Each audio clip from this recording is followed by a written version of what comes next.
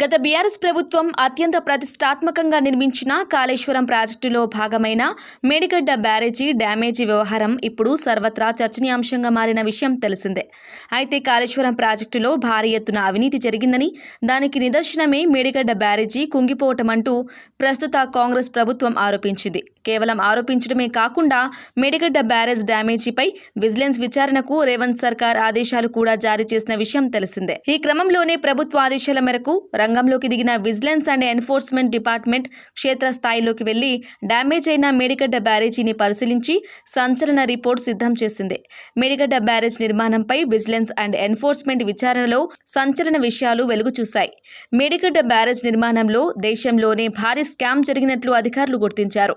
ఈ ప్రాజెక్టులో సుమారు 3,200 కోట్ల ప్రజాధనాన్ని బ్యారేజ్ నిర్మాణం పేరుతో వృధా చేసినట్లు విజిలెన్స్ అండ్ ఎన్ఫోర్స్మెంట్ విచారణలో తేలింది.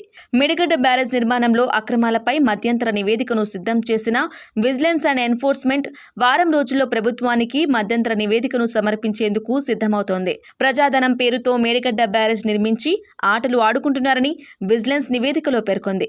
ఈ ప్రాజెక్టు నిర్మాణంలో భాగస్వాములైన ప్రతి ఒక్కరూ దోషులేనని తెలిపింది. ఈ ప్రాజెక్టులో ఎన్ని పిల్లర్లు ఎంత బలంగా ఉన్నాయన్నది ఇంకా తేల్చాల్సి ఉందని అభిప్రాయపడ్డారు. ఈ బ్యారేజీలో మొత్తం 11 పిల్లర్లు డ్యామేజ్ అయినట్లు అధికారులు తేల్చినట్లు సమాచారం.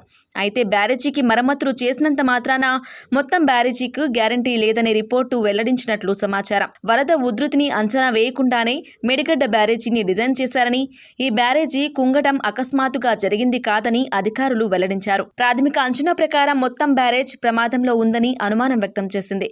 బ్యారేజీ కింది భాగంలో 10 టన్నుల బరువుతో ఉన్న సిమెంటు బ్లాక్స్ 100 మీటర్లు దూరం కొట్టుకుపోయాయన్న విజిలెన్స్, బ్యారేజీ కుంగడం అకస్మాత్తుగా జరిగింది కాదని 2-3 ఏళ్ల క్రితం నుంచే సమస్య ఉన్నట్లు అధికారులు స్పష్టం చేశారు. వరద ప్రవాహానికి తగ్గట్టు డిజైన్ లేదని, సెంట్రల్ వాటర్ కమిషన్ నుంచి నివేదిక తెప్పించుకోలేదని విజిలెన్స్ తెలిపింది.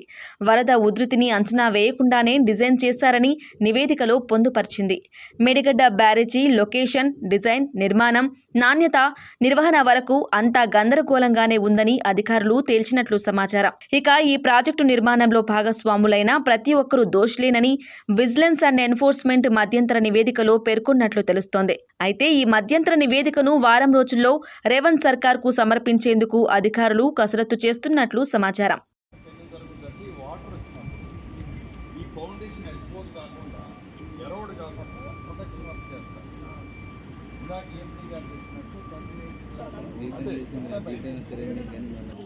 కోట్ల కిలోమీటర్లు అంట కదా. ఇప్పుడు ఇది వాటర్ ఆగి ఆ బెడ్లో నువ్వు సెంటు తీసేది ఎంత చూపించు